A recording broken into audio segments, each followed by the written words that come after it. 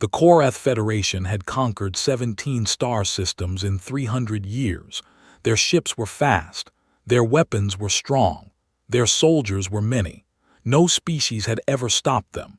No planet had ever held against their attacks. The Federation moved through the galaxy like a storm, and everything in their path fell.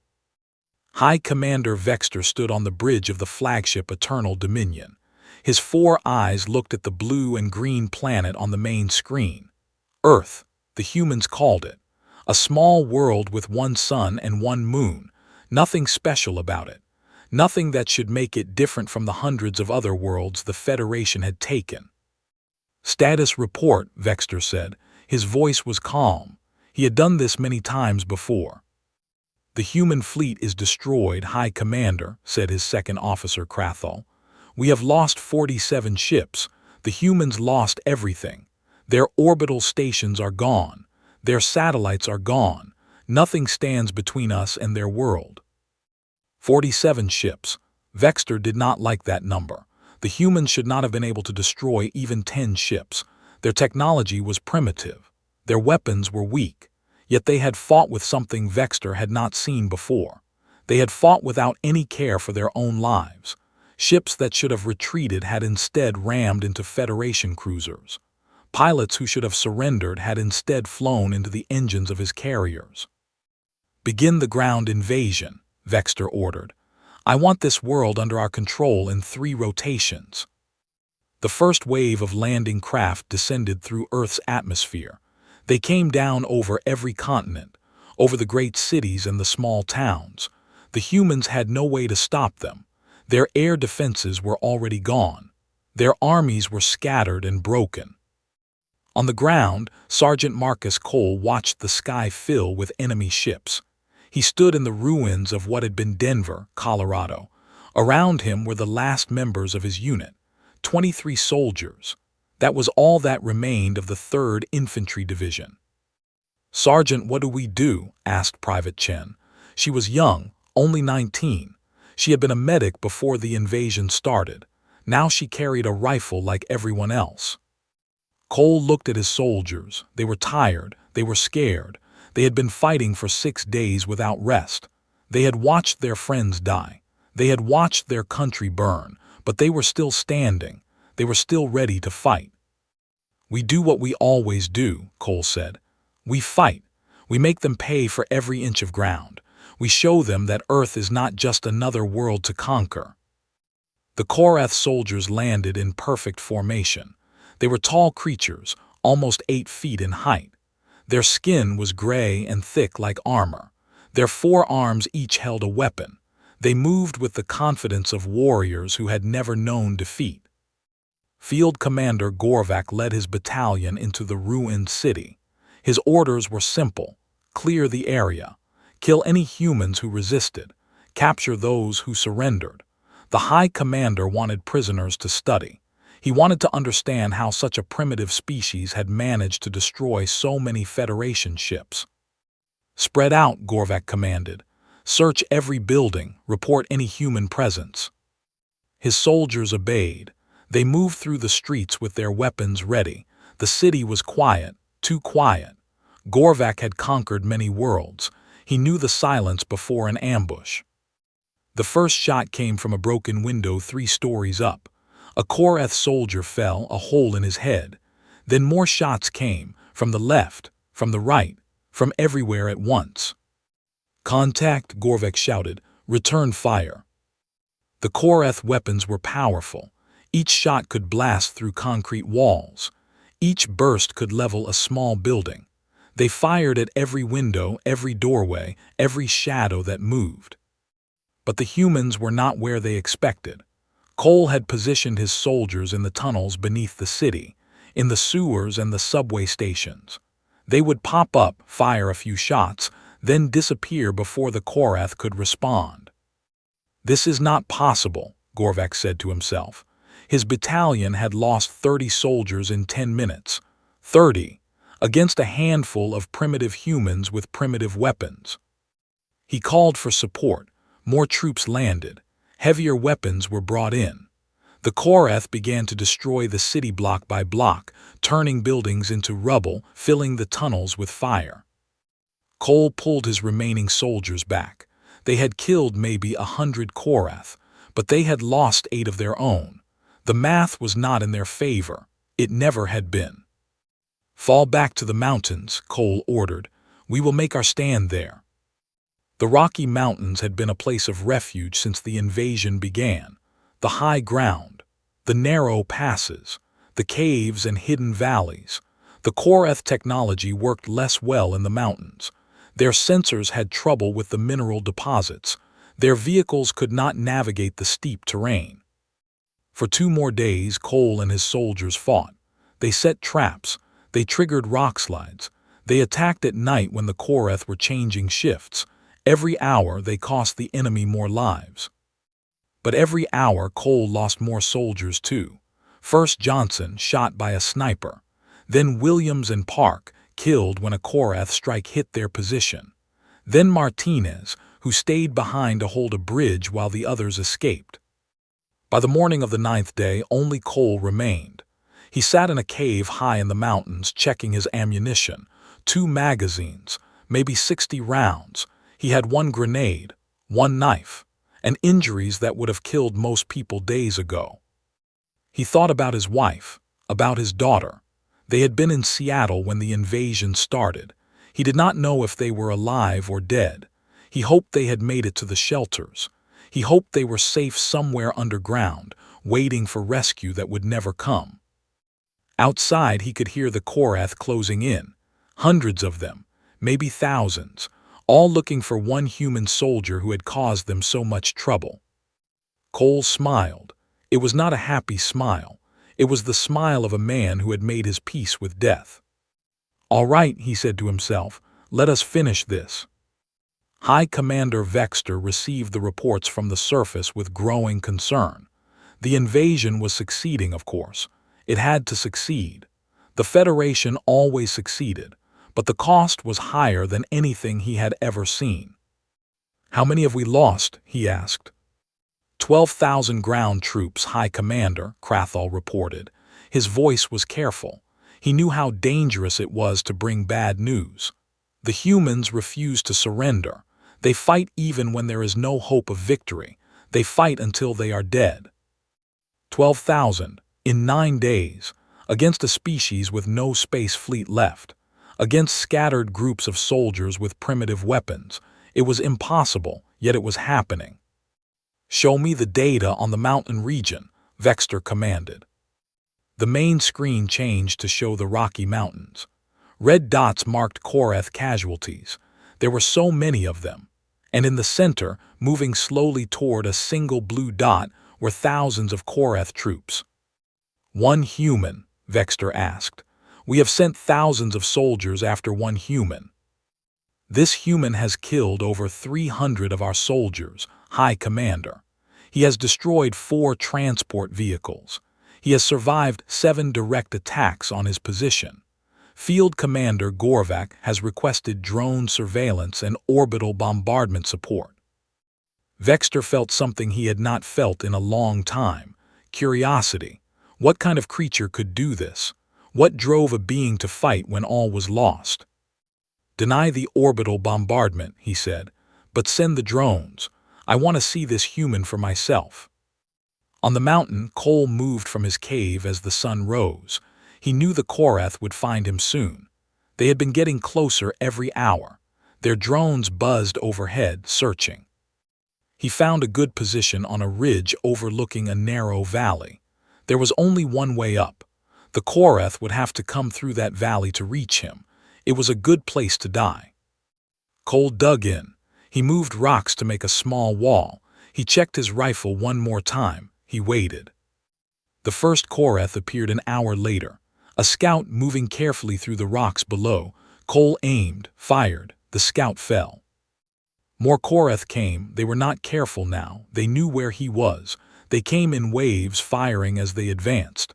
Their shots hit the rocks around Cole. Fragments cut his face. Dust filled his eyes. Cole fired back.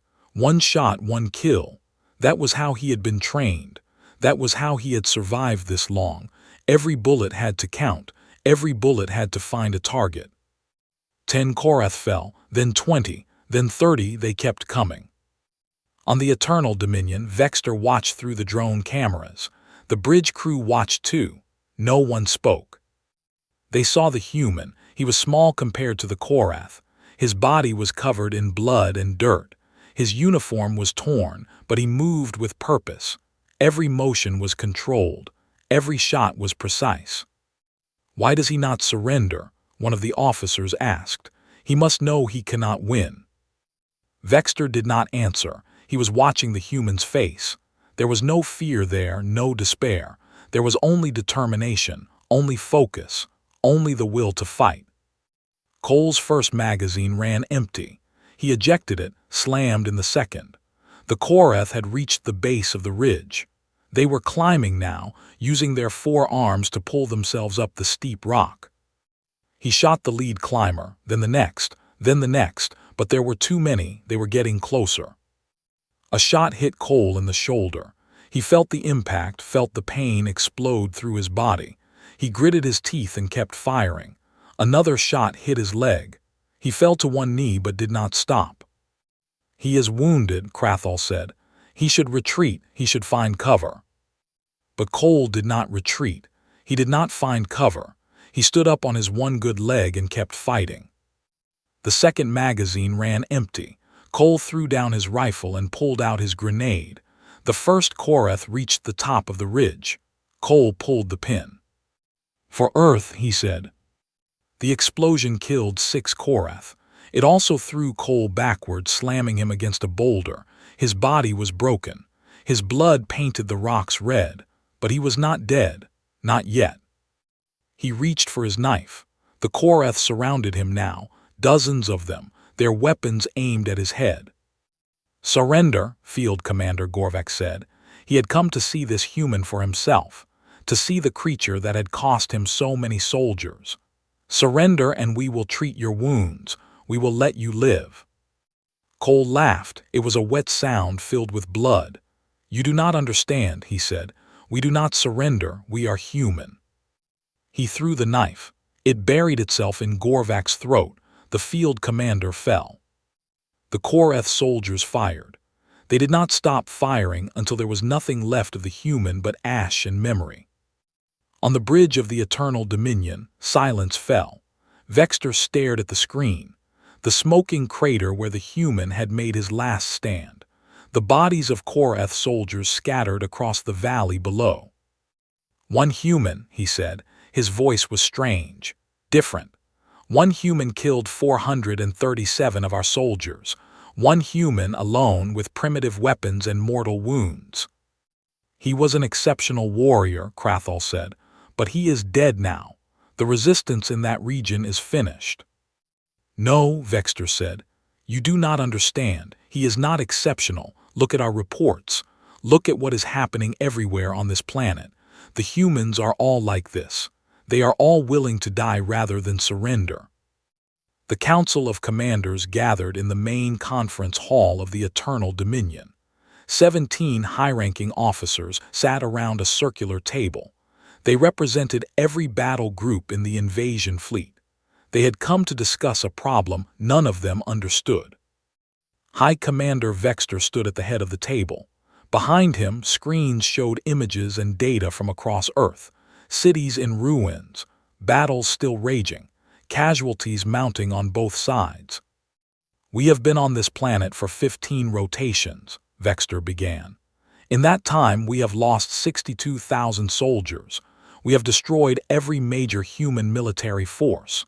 We have taken their capitals, their command centers, their nuclear facilities. By every measure we have won." He paused. His 4 eyes swept across the faces of his commanders. "And yet the fighting continues. Not just soldiers, civilians, children, old ones, they all fight. They fight with weapons they take from our dead. They fight with tools from their homes. They fight with their bare hands if they must." Commander Tralox, the oldest of them, spoke first. "This is not unusual. Many species resist at first. They always stop when they realize they cannot win." The humans know they cannot win, Vexter said. They have known since the first day, but they fight anyway. Yesterday, in a region called Japan, a group of 50 humans held a mountain pass against 2,000 of our troops. They held it for 6 hours. When they ran out of ammunition, they charged with swords. Swords. They are mad, said Commander Crixel. A species driven insane by their own defeat. No, Vexter said. He pressed a button and the image of Marcus Cole appeared on the screen. The image from just before his death, standing on one leg, covered in blood, still fighting. This is not madness. Look at his eyes. This is something else, something we have not seen before. The commanders looked at the image. They saw what Vexter saw, the calm in those eyes, the acceptance, the pure, unbreakable will. What do you propose? Commander Tralux asked. We must understand them, Vexter said. We must learn why they fight like this.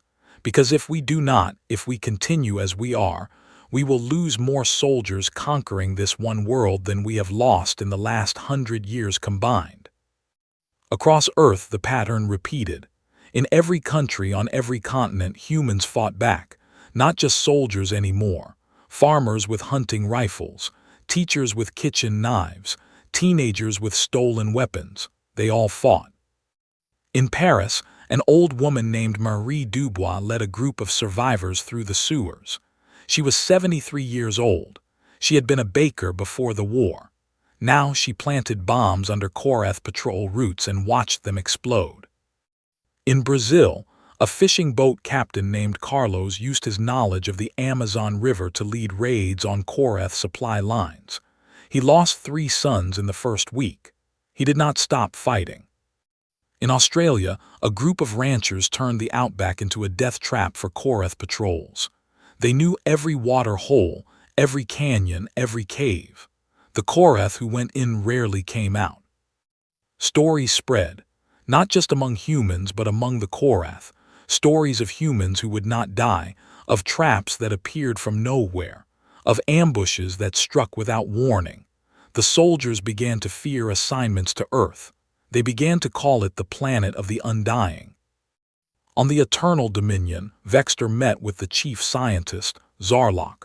Zarlok had been studying the humans since the invasion began. He had dissected their bodies. He had analyzed their technology. He had tried to understand what made them different. What have you found? Vexter asked. Zarlok was quiet for a moment. The humans are physically weak, he said. Their bodies are fragile. Their lives are short. They have no natural weapons, no armor, no regeneration. By every measure, they should be among the weakest species in the galaxy. And yet they are not, Vexter said. No, they are not. I have studied their history.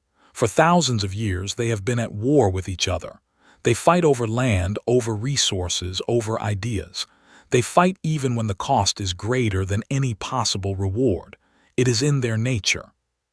Other species fight among themselves, Vexter said. Not like this. The humans have a concept they call honor. They believe that how they die matters as much as how they live. They believe that fighting for something is worth more than living for nothing. These beliefs give them strength beyond their physical form. Vexter thought about the human on the mountain, the one who had fought until there was nothing left. Can we break this belief? I do not think so, Zarlok said. It is not a belief they choose. It is what they are. They evolved on a world of predators, of disasters, of constant struggle. Only those who refused to give up survived. The will to fight is written in their very genes. That night, Vexter walked alone through the observation deck. He looked down at Earth, so small, so blue, so full of creatures that would not stop fighting. He thought about the war, about what it would take to truly conquer this world. Every human would have to die, every single one, because any human left alive would keep fighting, would keep resisting, would keep killing Korath soldiers until the very end. The mathematics were simple. There were 8 billion humans. If even 1% of them fought like the human on the mountain, if even 1% refused to surrender, that was 80 million warriors who would rather die than give up. 80 million last stands. The Federation had never lost a war, but they had also never fought an enemy like this. The 22nd day of the invasion brought news that shocked the entire fleet. Commander Crixel's battle group had been destroyed. Not damaged, destroyed. 40 ships lost in a single attack.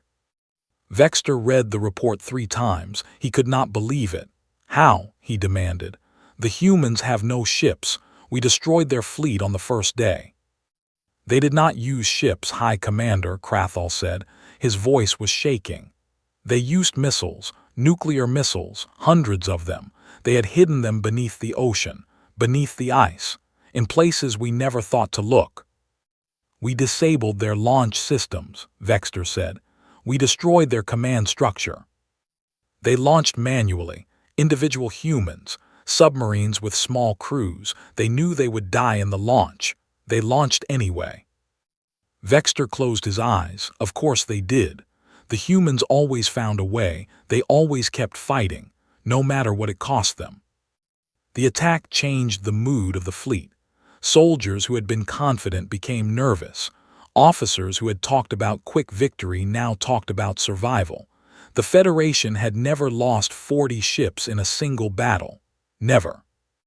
On the surface, the news spread among the humans too, not through radio or internet. Those were gone, but through whispers, through runners, through signals flashed across the night sky. We hurt them, the message said. We can hurt them. The resistance grew stronger. Humans who had been hiding came out to fight. Groups that had been scattered found each other. Leaders emerged. Plans were made. In what had been the United Kingdom, a woman named Sarah Chen organized the survivors of London. She had been a history professor before the war. Now she taught a different kind of lesson. She taught her people how to fight like their ancestors, how to use the land against the invaders, how to make every street a fortress. In Russia, the survivors retreated to Siberia. The cold did not bother them. They had lived with cold all their lives, but the Korath suffered. Their warm-blooded bodies could not adapt. Every patrol into the frozen wilderness lost soldiers, not to combat, to the land itself. In Africa, the Korath found that the desert was as dangerous as the humans. Heat, sand, thirst, and always the humans waiting for them, patient, deadly, unforgiving. Vexter called another meeting of his commanders.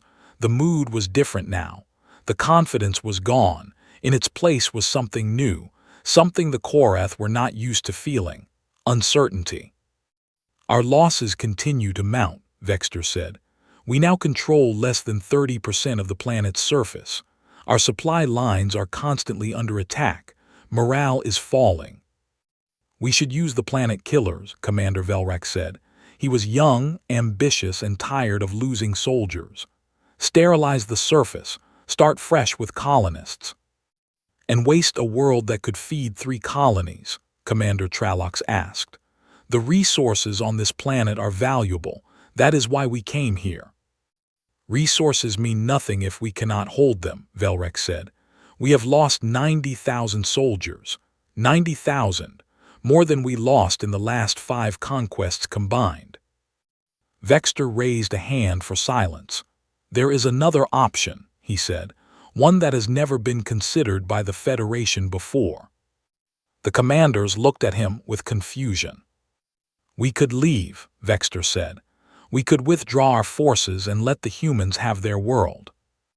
The silence that followed was profound. Such a thing had never been done. The Federation did not retreat. The Federation did not fail. The Federation conquered. That was who they were. You cannot be serious, Velrak said. The Council would never accept such disgrace. The Council is not here, Vexter said. They do not see what we see. They do not understand what we have learned. He pressed a button and the image of Marcus Cole appeared again. The human on the mountain. The human who would not surrender. This is what we face, Vexter said. Not one human, all of them. Every human on this planet will fight like this, will die like this. We can kill them all. It will take years. It will cost millions of our own soldiers, but we can do it. He paused. Or we can recognize something new, something the Federation has never faced before, an enemy that cannot be conquered, an enemy that will never surrender, an enemy that is simply too costly to defeat. The commanders argued for hours. They argued about honor and duty and the pride of the Federation. They argued about resources and strategy and the opinions of the Council. But in the end, they looked at the numbers. They looked at the losses. They looked at the future that awaited them if they stayed. And they made a choice that changed history. The message went out across Earth on the 28th day of the invasion. It came from every Korath ship, broadcast on every frequency. It was translated into every human language, and it said something that no one expected. People of Earth, we are the Korath Federation. For the past 28 of your days we have been at war. We came to your world expecting an easy conquest. We found something else entirely. In bunkers and caves, in ruined cities and remote wilderness, humans stopped to listen. They did not trust it. It had to be a trick. The invaders did not simply give up. No one gave up against a species they could destroy. We have fought many species across many worlds, the message continued. None have resisted like you. None have shown such courage, such determination, such willingness to sacrifice everything for their world. We have killed many of you, but we have not broken you. We do not believe you can be broken. On the Eternal Dominion, Vexter delivered the message himself. He looked into the camera with all four of his eyes. He wanted the humans to see his face, to know that this was real. We are withdrawing our forces. We are leaving your world. Not because we cannot defeat you. We have the weapons to destroy your entire planet. We choose not to use them, not because of mercy, because of respect. The word hung in the air. Respect. It was not a word the Korath used often. It was not a feeling they gave to anyone. We have studied your history, your wars, your heroes. You have fought each other for thousands of years.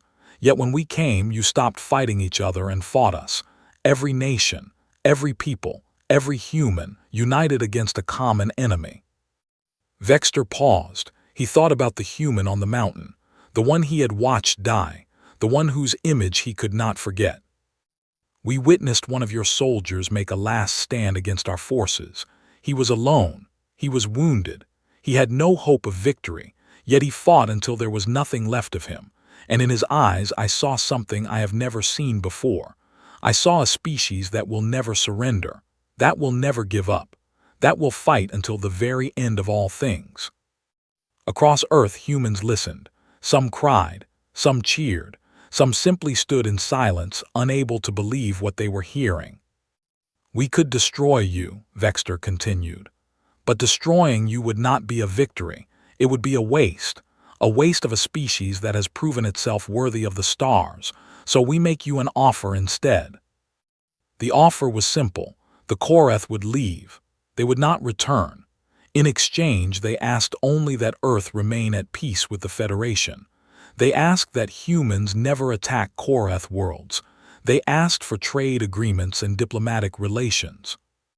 We do not ask for tribute. We do not ask for submission.